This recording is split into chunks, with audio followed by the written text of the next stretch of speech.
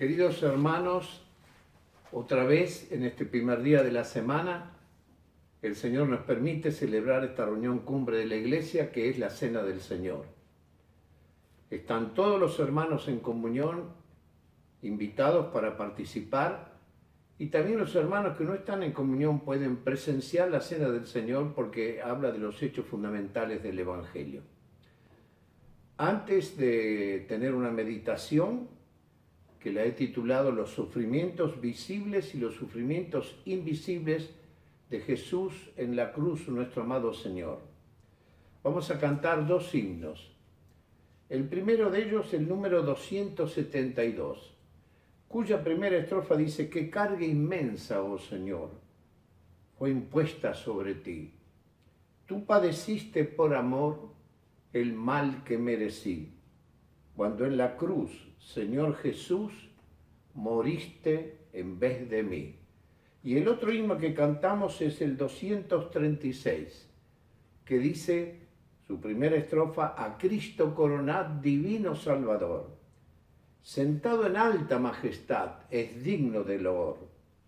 Al Rey de gloria y paz, loores tributad, y bendecid al inmortal por toda eternidad». Así que nos disponemos a alabar al Señor con estos dos himnos.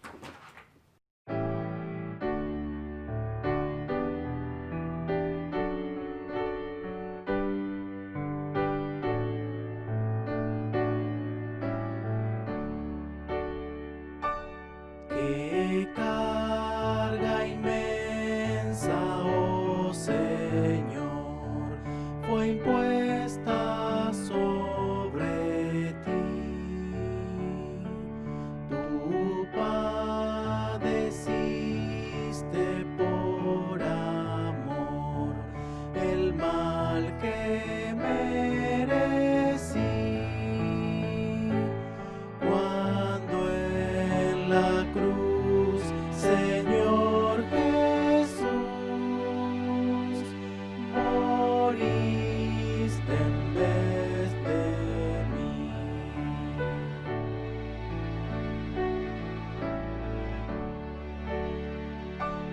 Cáliz de muerte y maldición, henchido para mí,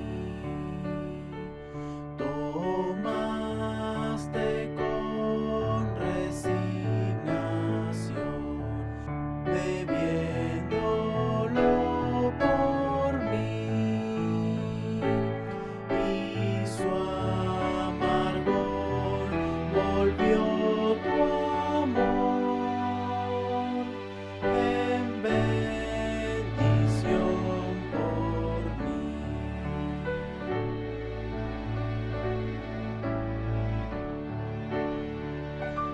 Su santa vara Dios blanqueó, hiriéndote a ti. Dios mismo te desamparó para ampararme a mí. Tu sangre en don de expiación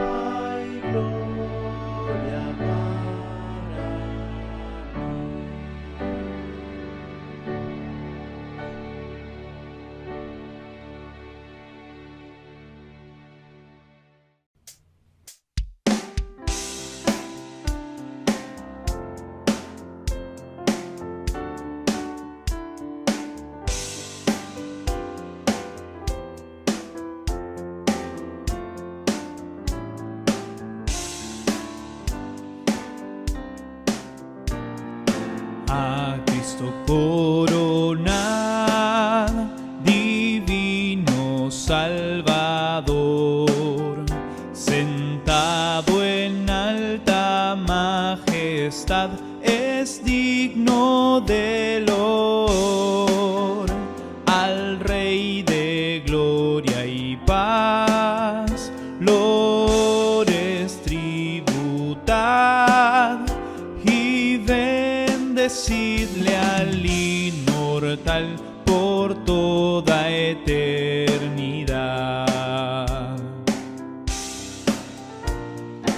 A Cristo coronad, Señor de nuestro amor, al triunfante celebrad, glorioso vencedor, potente Rey de paz, el triunfo consumó, y por su muerte de dolor su grande amor mostró. A Cristo coronad, Señor de vida y luz, con alabanzas proclamad los triunfos de la cruz. A Él pues adorad, Señor de salvación, lor eterno tributad de todo corazón.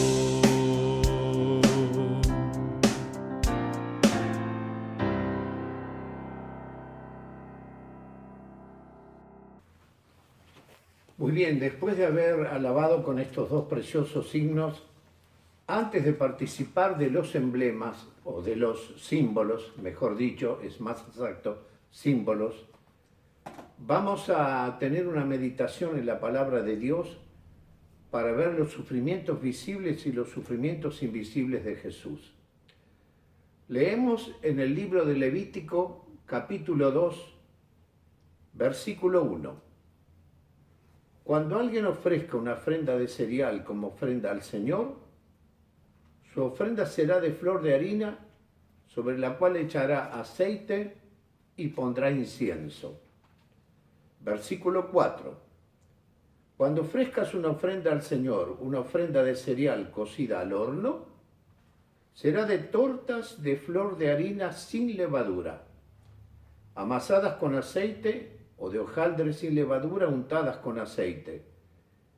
Versículo 5, y si tu ofrenda es una ofrenda de cereal, preparada en sartén, será flor de harina, será de flor de harina sin levadura, amasada con aceite. La partirás en pedazos y echarás aceite sobre ella. Es una ofrenda de cereal.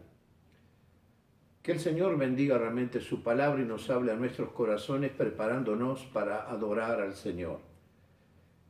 Queridos hermanos, el libro de Levítico se llama Guía del Adorador, porque en este libro Dios enseña a su pueblo cómo tener comunión y acercarse a Él para adorarle en el tabernáculo durante la peregrinación por el desierto de Israel en los 40 años que estuvo en el desierto.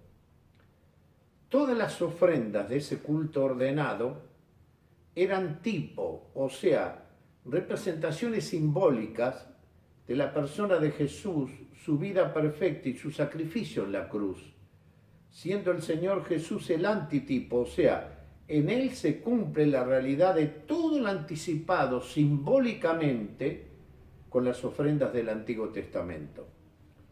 Estas ofrendas se combinan para presentar la virtud y el valor de la persona de Cristo y su obra sacrificial en 5 aspectos distintos. Los nombros. El primero de ellos es el holocausto, el segundo la ofrenda cocida o cocinada, la ofrenda de paz, tercero, cuarto la ofrenda por el pecado y quinto la ofrenda expiatoria. Veamos entonces la ofrenda cocida o cocinada. Era una ofrenda de cereal, de olor suave, grato, agradable a Jehová el Señor. No había involucrada sangre en esta ofrenda, no había derramamiento de sangre. Esta ofrenda era un tipo de las perfecciones humanas de Cristo puesta a prueba por medio del sufrimiento en la vida y en la cruz. Miren, versículo 4 dice: cuando ofrezcas una ofrenda al Señor, una ofrenda de cereal cocida al horno, será de tortas de flor de harina. Debía ser entonces una harina refinada, sin grumos, perfectamente fina. Y la harina en esa ofrenda habla del perfecto carácter y la vida de Cristo. No había nada áspero o escabroso en el Señor. El Señor es perfectamente equilibrado.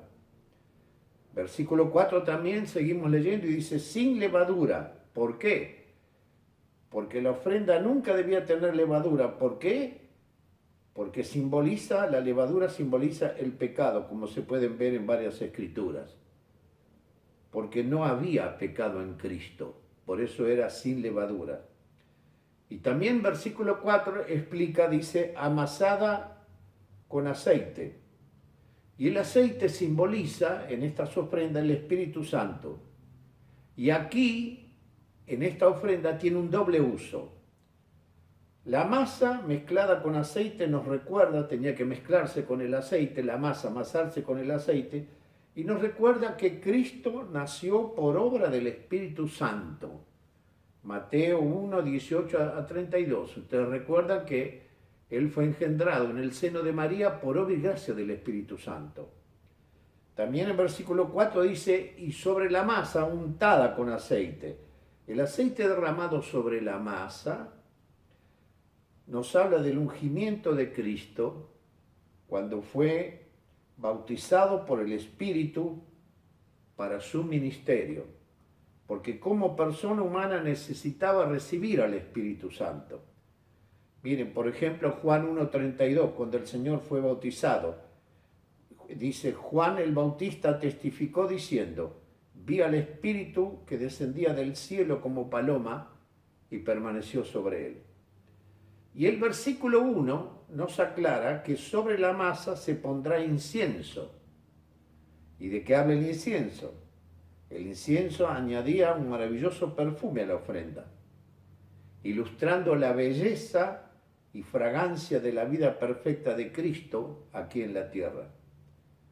También dice el versículo 13 que no hemos leído, que debía haber sal en la ofrenda, simbolizando la pureza y la ausencia de descomposición, porque en el Señor no hubo corrupción. Y lo que no debía tener la ofrenda, lo dice explícitamente la palabra, no debía tener miel, que es lo más dulce que existe en la naturaleza. No había nada de dulzura humana natural en Cristo. Él era el amor divino encarnado. No necesitaba miel de la naturaleza. Ahora, ¿cómo debía cocinarse esa ofrenda? Podía ser cocinada de dos maneras. Invertimos el orden que hemos leído en las Escrituras. Primero, versículo 5, dice, si tu ofrenda es preparada en sartén, entonces primero se cocinaba en sartén. Cuando algo se cocina en sartén, uno percibe el perfume de lejos y nos acercamos y vemos lo que se está cocinando. Entonces esta ofrenda de sartén simboliza los sufrimientos visibles de Jesús en la cruz. Leo una porción de la crucifixión, del relato de la crucifixión según San Mateo, capítulo 27, versículo 27. Dice, entonces los soldados del gobernador llevaron a Jesús al pretorio y reunieron alrededor de él a toda la compañía. Lo desnudaron y le echaron encima un manto de escarlata, que es una señal de burla, ¿no es cierto? Pusieron sobre su cabeza una corona tejida de espinas, que es la maldición del pecado, y una caña en su mano derecha, también una burla de un rey con una caña. no un cetro de poder. E hincando la rodilla delante de él se burlaban diciendo: salve, rey de los judíos. Le escupían en el rostro y tomando la caña lo golpeaban en la cabeza. Después de haber burlado de él, le quitaron el manto, le pusieron sus vestidos y lo llevaron para crucificarle. Los dolores visibles del Señor, que todos vieron, sus discípulos, los que creían en él y también los inconversos. Pero ahora, versículo 4, nos muestra el otro tipo en que podía cocinarse esta ofrenda. Dice: cuando ofrezcas una ofrenda cocida al horno. Bueno, cuando se cocina algo en el horno, percibimos su perfume, pero no vemos lo que se está cocinando, porque está oculta dentro del horno. Y la ofrenda de horno, ¿qué simboliza? Simboliza los sufrimientos no visibles de Jesús en la cruz. Simboliza su agonía interna. Volvemos a Mateo capítulo 27, ahora versículo 45. Dice: desde la hora sexta hubo tinieblas sobre toda la tierra hasta la hora novena. Cerca de la hora novena Jesús clamó a gran voz diciendo: Elí, Elí, lama sabactani, que significa Dios mío, y pregunta al cielo: ¿por qué me has desamparado? Esta cuarta frase de las 7 que dijo el Señor en la cruz es la frase del centro, ¿verdad? En estas palabras, el Calvario alcanza su clímax. Cristo llega al pináculo de sus sufrimientos invisibles, al abismo insondable de su dolor y a la cumbre de su obra redentora. El sol estaba en su cenit, era el mediodía, era la hora sexta según el sistema hebreo, las 12 del mediodía en nuestro sistema horario. Pero desde esa hora se hicieron tinieblas sobre la cruz, sobre la ciudad de Jerusalén, dice la Biblia, y toda la tierra, hasta la hora novena, o sea, las 3 de la tarde, aquella triste tarde. Miren, hermanos, qué paradoja. En el nacimiento del Señor hubo gran luz a medianoche, porque la gloria del Señor rodeó a los pastores con su resplandor, como lo dice Lucas capítulo 2, versículo 9. En su muerte hubo completa oscuridad cuando el sol estaba en su cenit al mediodía. Fueron 3 horas de tinieblas silenciosas e impenetrables. El grito de Jesús, desde el fondo de esas tinieblas, del medio de esas tinieblas, es un grito que hizo temblar los corazones, detener el aliento, paralizar el cuerpo, conmover los cielos mismos, llorar el corazón de Dios Padre y contristar al Espíritu Santo. ¿Por qué? Porque es la pregunta que Dios mismo no podía contestar. Cristo, el Mesías de Dios, su enviado, estaba desamparado por el Padre. El Padre le había dejado solo, había roto su comunión con él, que jamás había cometido pecado y por la ausencia de pecado nunca había conocido y experimentado la excomunión del Padre. Tremendo dolor invisible pero real en el corazón de Jesús. Miren, para mí lo extraordinario es que los dolores invisibles del Señor fueron vistos por la fe por los santos del Antiguo Testamento, que no fueron testigos presenciales del Calvario. Miren lo que escribió David, por ejemplo, en el Salmo 22, versículo 1. Dios mío, las palabras que repitió el Señor en el Calvario. ¿Por qué me has desamparado? Pero sigue preguntando, ¿por qué estás tan lejos de mi salvación y de las palabras de mi clamor? Dios mío, clamo de día y no respondes, y de noche no hay para mí descanso. Entonces, según esta escritura, la excomunión y soledad de Jesús en nuestro sistema horario fueron 3 horas, pero para el Señor fueron días y noches, o sea, fue una eternidad. ¿Qué dice otro santo del Antiguo Testamento? Isaías 53, versículo 2 dice: no hay hermosura en él, ni esplendores, ni majestad. Lo veremos más inatractivo para que lo deseemos, despreciado y desechado entre los hombres, varón de dolores experimentado en quebrantos, en sufrimientos, y como que escondimos de él el rostro, fue menospreciado y no le estimamos. Y versículo 4, Isaías 53, 4, dice, ciertamente llevó él nuestras enfermedades, es decir, todos los efectos del pecado. No hay enfermedad que el Señor no haya experimentado, porque él sufrió todos los efectos del pecado. Dice, ciertamente llevó nuestras enfermedades y sufrió nuestros dolores. Pero nosotros lo tuvimos por azotado, por herido y afligido por Dios. Entonces, hermanos, aquí vemos el poder de la fe. Los santos del Antiguo Testamento vieron en profundidad lo que no vieron los testigos presenciales del Calvario. Qué hermoso. El Señor le dijo a Tomás, Juan 20, 29, porque me has visto, Tomás, creíste. Bienaventurados los que no vieron y creyeron, somos nosotros, queridos hermanos.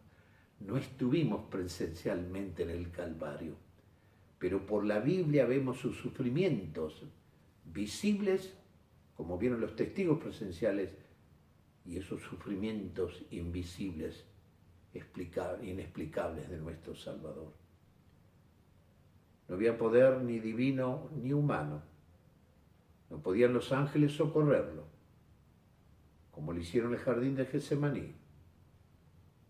No había discípulos que podían estar con él. No podía el Padre socorrerlo. Jesús estaba solo. La más horrenda y abismal soledad que hombre alguno tuviera en todos los tiempos. Estos son los sufrimientos invisibles del Señor. El Padre desde el cielo no le pudo contestar. Queridos hermanos, vamos a adorar al Señor, mirando los sufrimientos visibles y mirando los sufrimientos invisibles de nuestro amado Salvador, que yo digo fueron por mí y fueron por ti. Por eso ahora, postrados, le adoramos. Que el Señor bendiga su palabra. Vamos entonces ahora a participar de estos símbolos que han sido establecidos por el mismo Señor. Por eso el símbolo tiene autoridad de acuerdo a la autoridad que lo establece. Y el Señor estableció estos símbolos en la última cena. En primer lugar, el pan, que representa el cuerpo perfecto, inmaculado de nuestro Salvador, que experimentó todos los quebrantos que produce el pecado en nosotros los seres humanos pecadores. Así que primero vamos a orar por este pan, agradeciendo al Señor de que podemos participar de esta hermosa reunión. Señor, te damos gracias por este pan, que representa tu cuerpo perfecto, puro, inmaculado, que murió por nosotros, que pudo cargar con todos nuestros pecados y nuestras enfermedades, todos los efectos que produce el pecado, visibles e invisibles en tu sublime corazón. Comemos de este pan y te adoramos en el nombre del Señor Jesús. Amén. Así que partimos el pan como lo ordenara nuestro Salvador y comemos de él.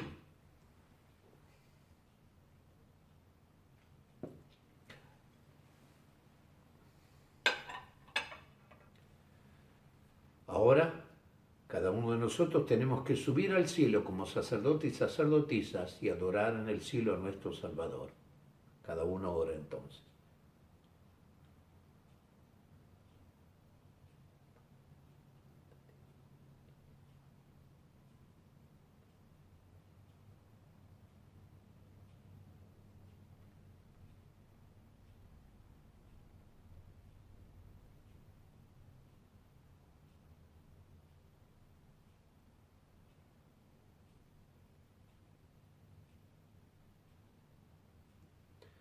Ahora vamos a participar de la copa.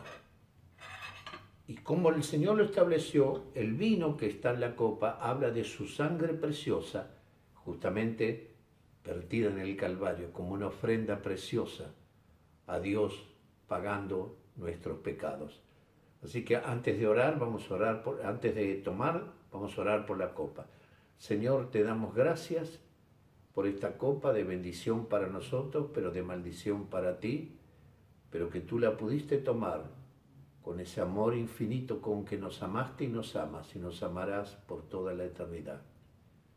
Te alabamos, te bendecimos y honramos tu gloriosa, única, descoliante y egregia persona. En el nombre del Señor Jesús. Amén.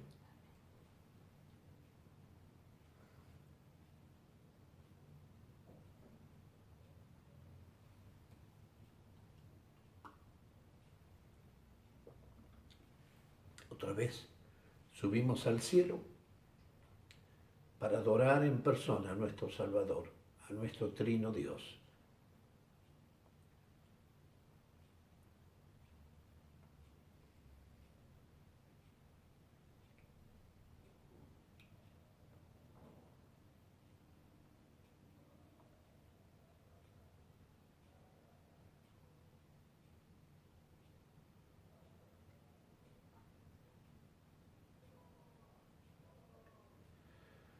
Muy bien, queridos hermanos, así hemos terminado y les recordamos que tenemos que ofrendar para el sostén de la iglesia y de la obra del Señor.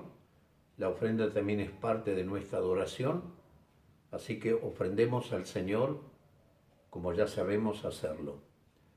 Vamos a orar para terminar y deseamos que el Señor les bendiga. Alicia y yo les saludamos con inmenso amor y estamos deseando el día glorioso en que otra vez nos podamos reunir en forma presencial y abrazarnos los unos a los otros y darnos ese beso de comunión, porque cuando mi hermano o mi hermana me besa, es como si el Señor me besara.